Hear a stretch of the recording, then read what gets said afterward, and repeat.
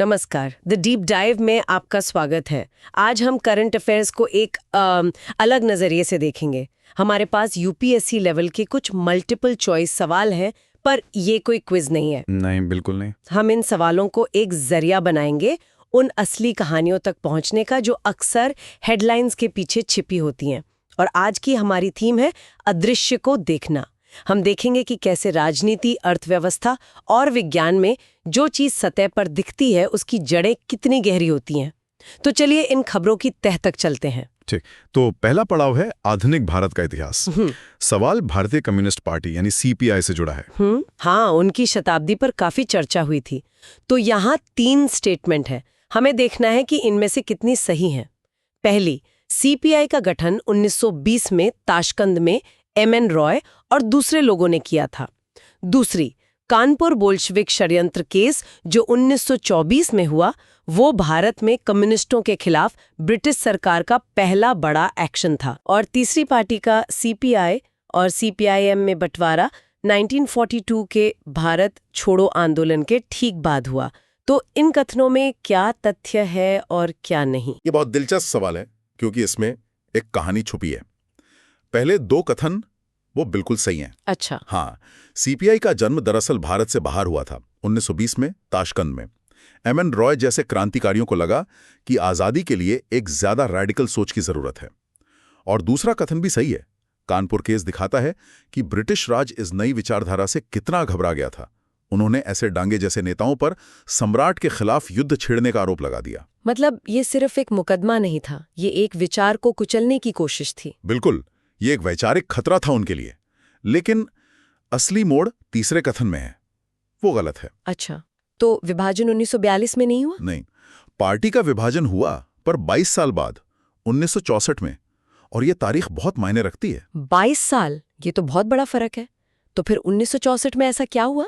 1962 का भारत चीन युद्ध।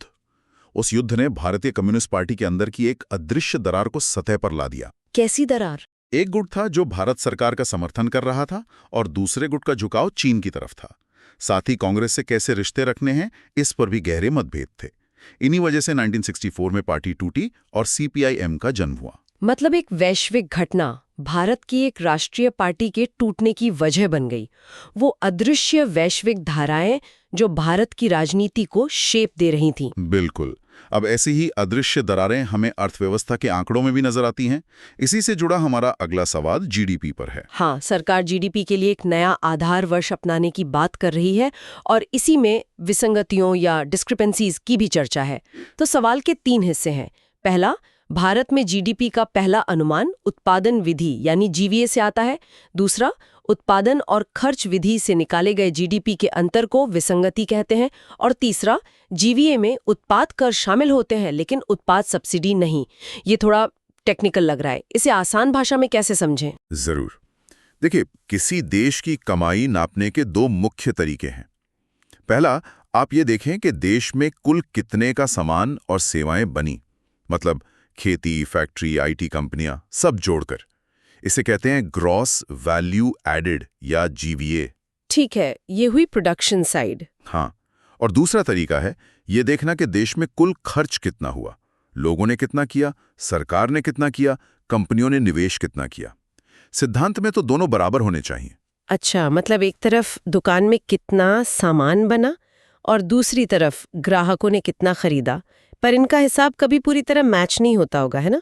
बिल्कुल सही पकड़ा, क्योंकि दोनों का डेटा अलग अलग स्रोतों से आता है। इसीलिए पहला और दूसरा कथन सही है। भारत जीवीए को ज्यादा भरोसेमंद मानता है, तो जीवीए से एक आंकड़ा आता है और खर्च वाले तरीके से दूसरा, और जो अंतर होता है उसे छुपाया नहीं जाता। सरकारी दस्तावेजों में बाकायदा एक लाइन होती है जिसका नाम ही है डिस्क्रिपेंसीज। अरे वाह! तो ये विसंगति एक तरह से अर्थव्यवस्था की अनिश्चितता को स्वीकार करना है। अब उस तीसरे पॉइंट का क्या, टैक्स और सब्सिडी वाला? वो कथन गलत है और ये बहुत बारीक बात है। जीवीए में उत्पादन पर लगने वाले टैक्स शामिल होते हैं, उत्पाद पर नहीं। 1 मिनट, उत्पादन और उत्पाद में क्या फर्क है? मतलब फैक्ट्री चलाने का जो लाइसेंस टैक्स है वो जीवी में आएगा। हाँ। लेकिन बिस्किट के पैकेट पर लगने वाला जीएसटी वो बाद में जोड़ा जाता है जब हम जीडीपी निकालते हैं। समझ गई। तो जब हम जीडीपी ग्रोथ का एक नंबर सुनते हैं, वो दरअसल 2 अलग-अलग कहानियों, हम क्या बनाते हैं बनाम हम क्या खर्च करते हैं के बीच एक समझौता है जिसे एक छोटी सी अदृश्य विसंगति से बैलेंस किया जाता है। चलिए अब अदृश्य आंकड़ों से अदृश्य शक्तियों की ओर बढ़ते हैं। भौतिकी की शक्तियां। आजकल छोटे मॉड्यूलर रिएक्टर्स या एसएमआर्स की बहुत चर्चा है। तो इनके बारे में 3 बातें हैं। पहली, इनकी क्षमता 300 मेगावाट तक होती है। दूसरी, ये बिजली से चलने वाली एक्टिव सेफ्टी सिस्टम पर बहुत ज्यादा निर्भर करते हैं। और तीसरी, इन्हें फैक्ट्री में बनाकर साइट पर लाया जा सकता है।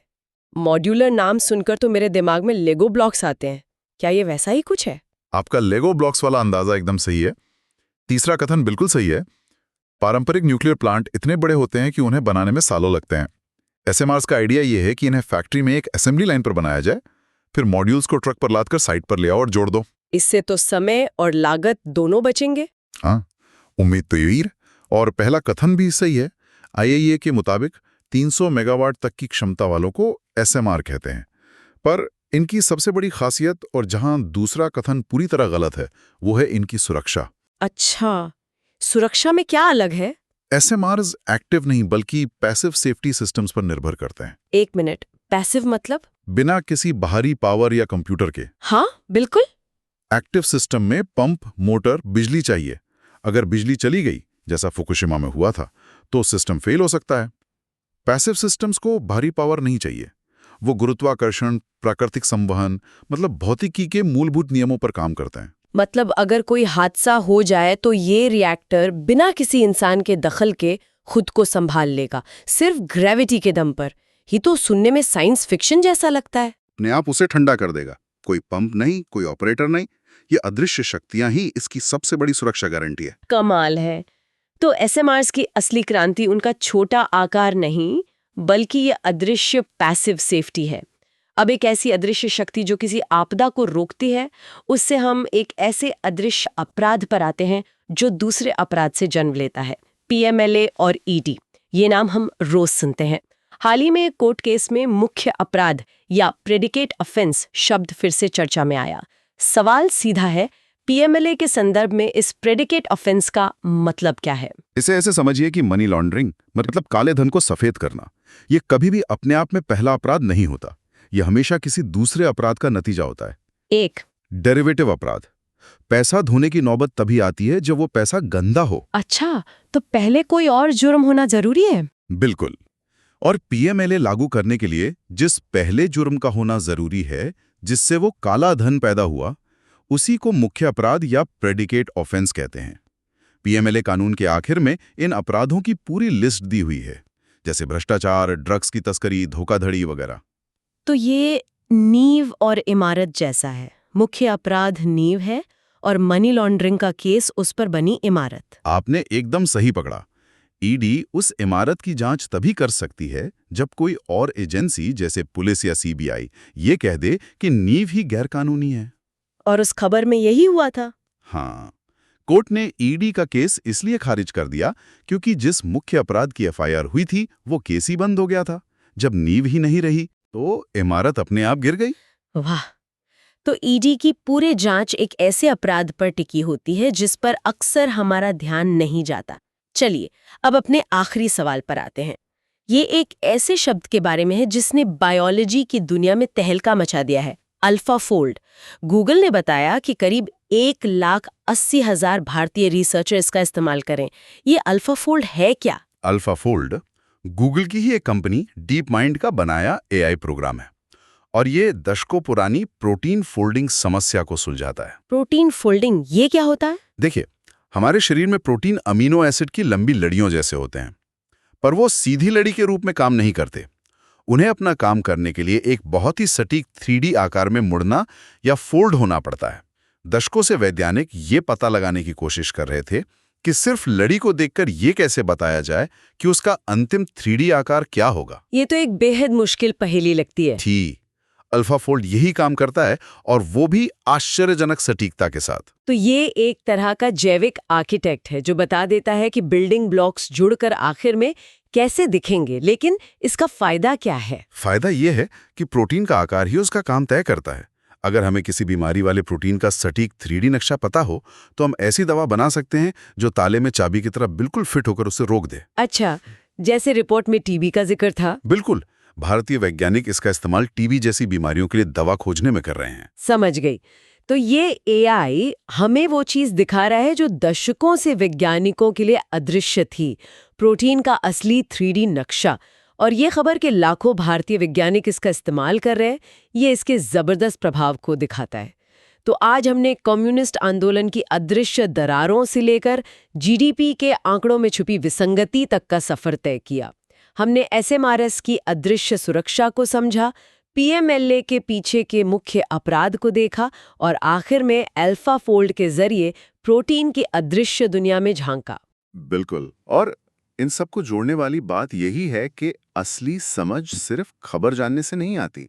असली समझ तब आती है जब हम उस खबर के पीछे काम कर रहे पैटर्न, सिद्धांत और अदृश्य कनेक्शंस को पहचानने की कोशिश करते हैं। ये पूछना कि ऐसा क्यों हो रहा है, यही गहरी समझ है। एकदम सही कहा। और जाते जाते एक सवाल सबके लिए, हमने देखा कि कैसे एआई ने एक ऐसी पहेली सुलझा दी जिसे इंसान दशकों से हल नहीं कर पा रहे थे। जैसे जैसे एआई बेहतर होता जाएगा, वैज्ञानिक खोज का भविष्य कैसा होगा? क्या अगली बड़ी खोज किसी इंसान के दिमाग से आएगी, किसी एआई से, या फिर दोनों के सहयोग से बने एक नए तरह के दिमाग से? इस पर जरूर सोचिएगा।